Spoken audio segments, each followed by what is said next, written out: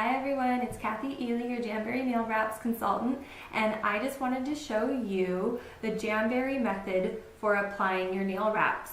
Now, before I apply my wraps, I've already pushed back my cuticles and I have used an alcohol swab to remove the oil off of my nail.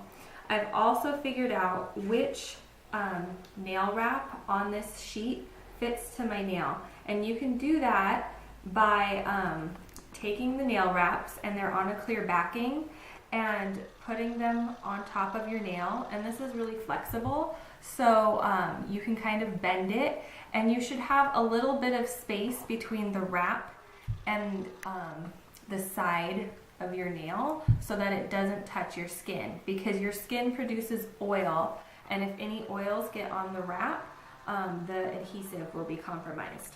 So what I'm going to do is I'm going to use my orange stick to remove the wrap from the backing.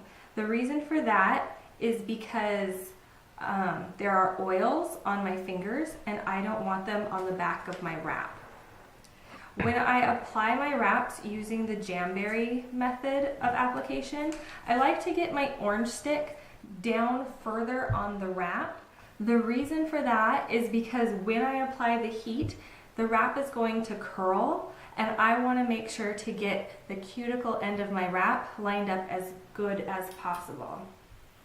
So I've turned on my mini heater. The mini heater is nice and quiet, which I appreciate because right now my kids are sleeping.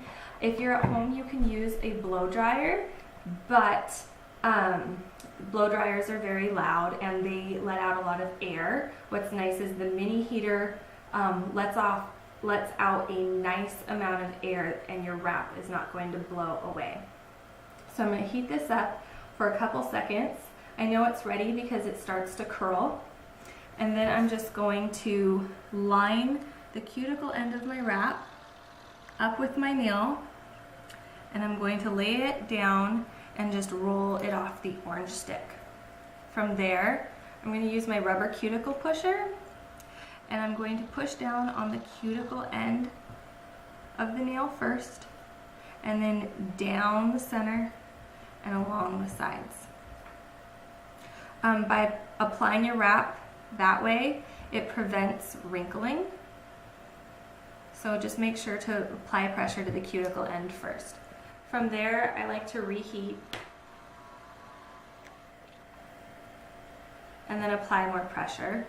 If you do not have a rubber cuticle pusher at home, maybe you're applying a sample, you can use the rubber end of a pencil, and you can use your fingers, but I just find that I like the rubber cuticle pusher because it applies direct pressure to the wrap right where you want it.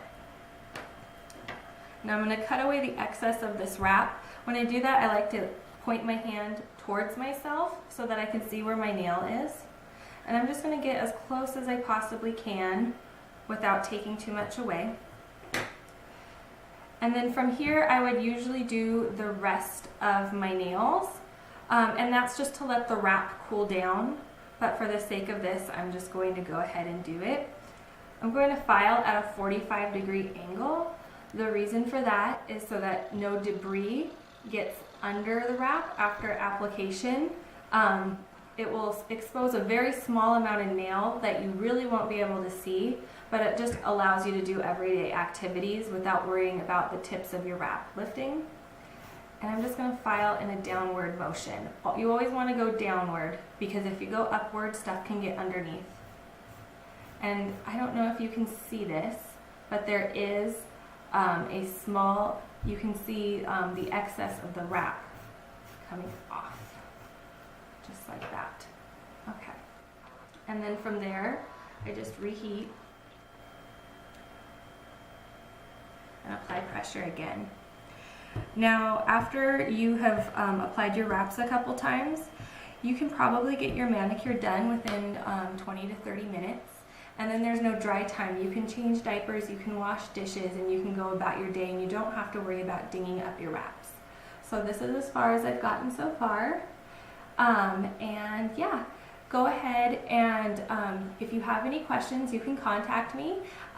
You can contact me at kathyenails.jamberrynails.net or on Facebook at Kathy Ely, Independent Jamberry Nail Consultant. I have a business page there. All right, everybody, thank you for watching. Bye-bye.